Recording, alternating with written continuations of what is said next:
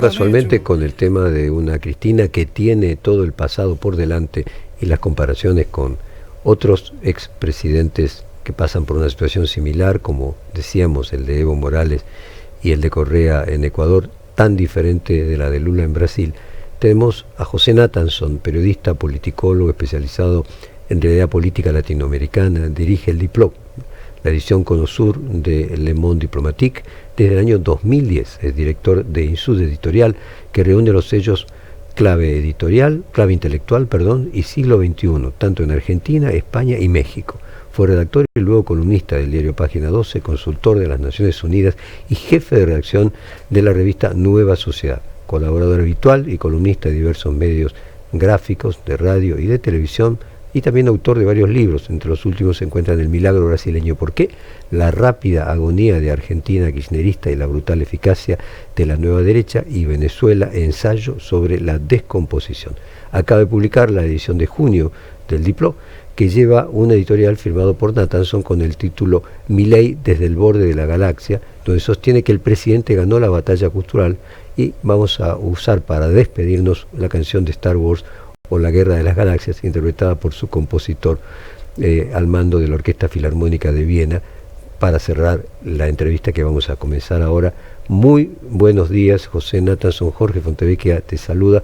No sé si tuviste oportunidad de escuchar lo que veníamos recién diciendo, pero planteamos por qué algunos de los líderes progresistas del comienzo de este siglo no logran volver y están preocupados por reconstruir su pasado y quedarse sin futuro, versus Lula, que sí lo logra hacer. Y tiene que ver con el anuncio ayer de Cristina Kirchner de ser candidata a diputada provincial. Me gustaría tu reflexión de Cristina desde una clave latinoamericana y las diferencias con otros líderes parecidos a ella. ¿Qué tal, Jorge? Buen día. A ver, yo diría, a cualquier liderazgo carismático, enérgico y transformador le cuesta designar a un sucesor. Es casi una ley gravitatoria de la política que el carisma es muy difícil de transferir a una persona. De hecho, el ejemplo clásico de líder carismático que se usa es Jesucristo, que para poder lograr la transferencia del carisma se terminó creando una institución, que es la Iglesia Católica, en la cual se designa un papa que es el heredero institucional del carisma de Cristo. Eso demoró en asentarse, 500 años, por decir algo, ¿no? Entonces, el carisma, la capacidad transformadora, el amor de la sociedad, el carisma no es una cualidad del líder, es una cualidad que la masa, que la gente, que el pueblo le asigna al líder, ¿no? La capacidad de hacer cosas extraordinarias. Tiene más que ver con la base social, con los votantes, que con el líder en sí. Bueno, a este tipo de liderazgos les cuesta mucho designar un sucesor por sus propias características. En los casos en los que lo logran, son casos en donde hay una, yo diría, inteligencia emocional notable del líder que se va y un partido político que ayuda a sostenerlo. El caso más, vos mencionabas Lula, a mí hay un caso que me gusta más, Jorge, pero México. Es más chico, que es, México podría ser también, yo estaba pensando en Uruguay. Ajá. En México hay una ventaja, que es que no hay reelección nunca más, porque en México vos sabés que hay un solo periodo de 6 años, el presidente se va y después no puede volver a ningún cargo público. Entonces, en un punto es más fácil designar un sucesor, porque el presidente que se va no puede, no va a caer nunca en la tentación de volver simplemente porque no puede.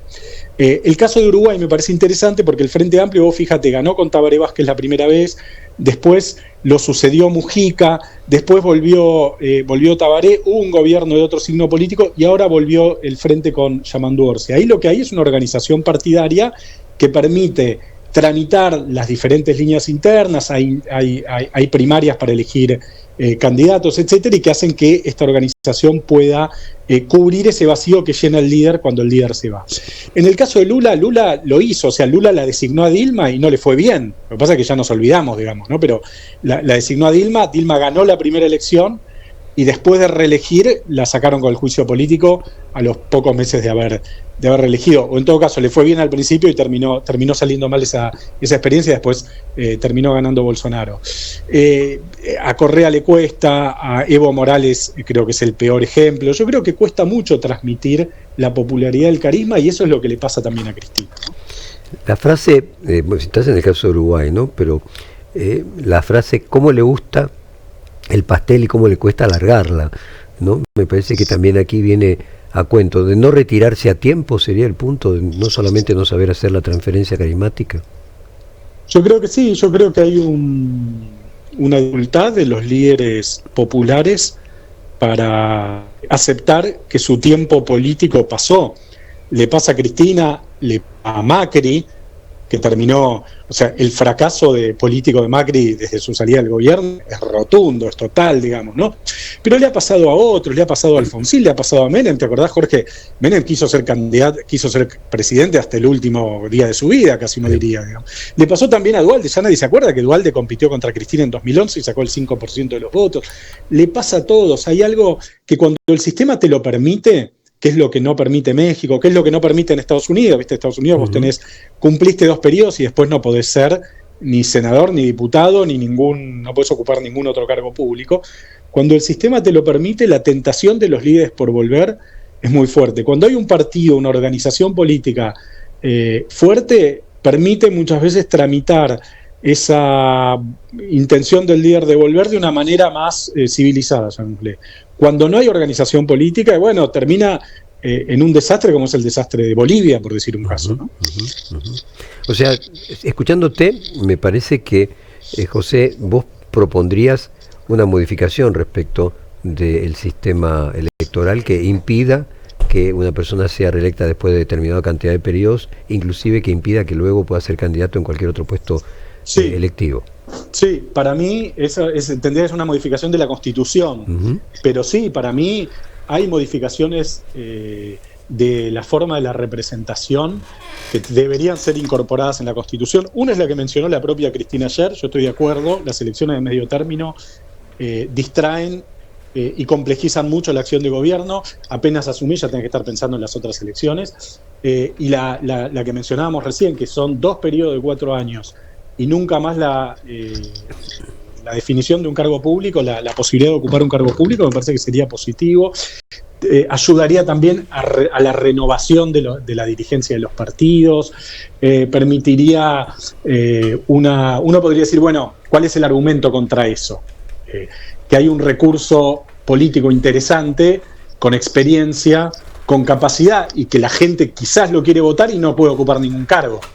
Digamos, ¿no? Uno podría decir, bueno, ¿por qué la gente no podría, qué sé yo, votar a Cristina si la gente quisiera?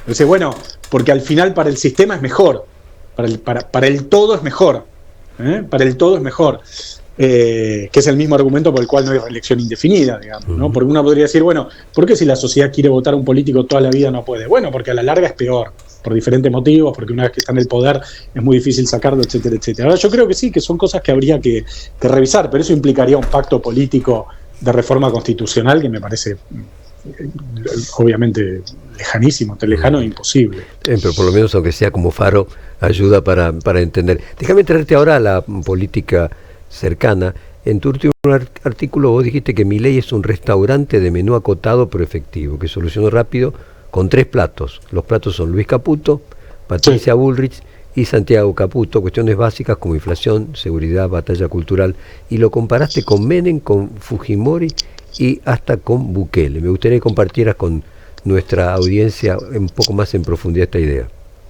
Sí, yo lo que planteo en el editorial es que no se puede gobernar la Argentina desde el centro. Que no es algo que a mí me guste, lo aclaro. A mí me gustarían líderes centristas, moderados, serenos y abiertos, pero que la experiencia desde la recuperación de la democracia demuestra que los líderes que lograron construir grandes ciclos políticos de reforma son líderes que se pararon en un extremo. Me refiero a Menem, me refiero a Néstor Kirchner y me refiero ahora a Milei. Y que en cambio los líderes que intentaron apuestas más moderadas y coalicionales, que son Alberto Fernández, Fernando de la Rúa y Mauricio Macri, los 3 con coaliciones, de la Rúa una coalición, la Alianza fue una coalición, Cambiemos fue una coalición y el Frente de Todos fue una coalición. Esos 3 líderes fracasaron. Yo no termino de tener claro, el otro día le discutía con Roy Ora, un historiador muy interesante, si esto es un tema del sistema político, si es un tema de la sociedad, pero la experiencia me indica que la Argentina funciona así, ¿no? Es el método inductivo: un cuervo es negro, 2 cuervos son negros, 3 cuervos son negros, todos los cuervos son negros, digamos, ¿no? Entonces, la experiencia me indica que la Argentina funciona así, y Milei está demostrando una vez más eso. Y yo decía, Milei es como esos restaurantes, ¿viste? De fashion de Palermo, Jorge, que vas y la carta son 5 platos. Bueno, Milei le ofreció a la sociedad 3 platos, que son inflación, seguridad, no piquetes en la 9 de julio, y batalla cultural. Cada uno encarnado en su respectivo ministro, que son Toto Caputo, Santiago Caputo y Patricia Bullrich. Con eso es suficiente. Ahora, con eso es suficiente porque todo lo anterior fue tan malo que con un poco ya la sociedad se queda satisfecha. O sea, en Argentina, un país que hace 10, 15 años que nadie resolvía un problema, o sea, todos los últimos 3 gobiernos, el de Cristina, el de Macri y el de Alberto, asumieron el poder con la mitad de inflación con la que entregaron el poder. Hay una vieja frase de marketing que era la unique sell proposition, o sea que un aviso no funcionaba si no tenía concretamente una idea, fuerza impactante y unificadora. Pero acá quieren preguntarte primero, Claudio Mardones, y después seguimos. Hola José, ¿qué tal? ¿Cómo te va? Buen día. Bueno, ¿qué tal, Claudio? Muy bien. José, te pregunto, digamos, con el Macri actual, ¿no? Con un Macri que empieza a mandar señales para terminar de no quedar tan desgastado ante los acuerdos en provincia de Buenos Aires con la Libertad Avanza. ¿Qué nos encontramos? Con un Macri que está empezando un proceso de repliegue, que está recién elaborando que el shock que aplicó Javier Milei, él lo hubiera querido aplicar y después de arrepentirse mucho, llegó el momento en donde no solamente es demasiado tarde, sino perdió el capital electoral. ¿Qué futuro tiene Macri ahora, no? Porque vemos a Cristina que arranca la campaña y por momentos pareciera que empieza un momento de repliegue para reconfigurarse. Bueno, pero en el caso de Macri, ¿qué estás viendo? A ver, a mí la forma en la que Milei fue destruyendo políticamente a Macri me parece de una exquisitez impropia de una persona como Milei, digamos. Claro. O sea, me parece que es un nivel de sofisticación en el mecanismo de trato de estrato, ¿no? Como es como la pasteurización, frío-calor, ¿viste? La frío-calor a altas temperaturas. Frío-calor. Bueno, y al final lo terminó destruyendo. El tuit de Laura Alonso diciendo que Jorge Macri, que ni siquiera se animó él a decirlo, va a reformar su gabinete y le va a echar a Gutiérrez Rubí, es una rendición. Una capitulación. Que parece, claro, una capitulación, como cuando fue los militares franceses a rendirse en ese vagón, digamos. Por eso le decían Von Papen. Claro, a Von Papen frente a las tropas. Bueno, entonces me parece de una sofisticación, pero realmente impactante. Yo creo que Macri en ese sentido está acabado políticamente. No le veo chance. Perdió su bastión, que era la capital. Pues esta es otra cosa. Milei es una persona, es un liderazgo de riesgo. Es un liderazgo que toma riesgo. Sí. Las dos decisiones importantes que tomó en el último mes y medio, que son levantar el cepo a las personas físicas y jugar solo en las elecciones de la ciudad, le podrían haber salido muy mal. Él podría haber levantado el cepo y podríamos tener un dólar a 2.000, una inflación de, no sé, de 15% en este mes, y el gobierno tambaleando, y sin embargo le salió bien. E ir solo en la capital podría haber terminado segundo, tercero o cuarto, y también le podría haber salido muy mal. Las dos fueron decisiones de mucho riesgo, y en eso lo equiparo a Milei con Néstor Kirchner. Yo creo que Milei, el tipo de liderazgo, no la orientación ideológica, pero el tipo de liderazgo de Milei y el liderazgo de Néstor Kirchner tienen muchos rasgos en común, ¿no? El decisionismo, la capacidad de leer lo que le pasa a la sociedad. Para mí Milei es un tipo que habla de las cosas, por momentos parece el único político que habla de las cosas que la gente quiere escuchar. Milei habla de plata, habla de dólar, habla de piquetes, o un sector de la sociedad por lo menos quiere escuchar. Entonces yo creo que ahí yendo a tu pregunta, no sé por las ramas, pero yo creo que se lo terminó comiendo Macri, se lo terminó comiendo, no hay mucha vuelta, el PRO va a ir anexado, no es una alianza, es una anexión, ¿no? Vos dijiste lo mal que estará el peronismo, que los 4 dirigentes con chance de renovarlo provienen de fuera del partido. Te referías a Kicillof, a Grabois, a Santoro y a Juan Monteverde. ¿Hay algo en tratar de institucionalizar al peronismo, que vuelva al comienzo de los liderazgos carismáticos y de Cristina Kirchner? ¿Hay algo en el cual recurrentemente distintas personas en el peronismo intentaron socialdemocratizarlo, para decir de alguna manera. Sí. Empiezo con Cafiero, por ejemplo, Sí. que se parecen, que Kicillof o que Santoro o que Grabois o que Monteverde, de alguna manera, creo que Grabois sería el caso más distinto, pero Kicillof, Santoro y Monteverde, que quieren transmitir esa idea de un peronismo progresista, definidamente de centro izquierda, no de conservador popular, y le sale mal. Los que terminan ganando son los conservadores populares. A ver, yo diría, Jorge, el peronismo siempre encontró su energía de renovación de fuera del peronismo. O sea, aun cuando la procesa hacia adentro. ¿Qué quiero decir con esto? El peronismo se renovó después de la derrota catastrófica en el 83 contra Alfonsín, transformándose en el partido que hizo la reforma neoliberal. La estructura, la fuerza política era la del peronismo, las ideas eran las de la UCD de Álvaro Alzobel. En el 2003, después de la crisis también catastrófica del 2001, el peronismo se renovó por vía de inyectarle un progresismo que no era propio del peronismo. Los organismos de derechos humanos, la relación con los movimientos sociales, la relación con la izquierda política.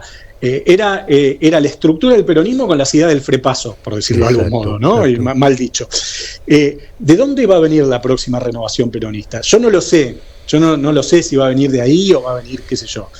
O si va a haber una próxima renovación peronista, porque también hay un punto que es que todos damos por hecho que después de Milei, sea que a Milei le vaya bien o a Milei le vaya mal, pero que después de Milei va a venir algo parecido al peronismo. Yo siempre digo, después de Milei tal vez viene otro Milei. O sea, la idea de la inevitabilidad del resurgimiento del peronismo es una idea que hay que poner en cuestión. Es cierto que al peronismo siempre se le da por muerto y el peronismo siempre resurge. Ahora, también es cierto que los partidos políticos mueren. El Partido Radical francés hegemónico murió, el Partido Radical chileno también murió, el Partido Colorado uruguayo está por morir, o sea, los partidos mueren también, ¿no? El APRA peruano, bueno, hay 1000 casos, digamos, ¿no? El PRI mexicano, que son muy potentes y muy hegemónicos y muy dominantes y después mueren. Entonces, yo creo que estos ejemplos que yo mencionaba en la nota y que vos recordás, Jorge, son ejemplos de dirigentes que vienen efectivamente de afuera del peronismo, incluso hasta de la militancia universitaria, ¿no? Monteverde, Axel, Santoro del radicalismo, Grabois de los movimientos sociales. Yo no sé de dónde va a venir, si va a venir de la socialdemocracia o de dónde, pero sí pensaría que va a venir de alguna afuera, Vos en tu editorial sostenías que la Argentina es un cementerio de moderados y que por eso hay que pararse en un borde. A ver, vos lo que decís es que va a venir de afuera, pero una afuera no sería nunca un moderado, o parte de la renovación sería que no fuera alguien del borde, como normalmente viene siendo.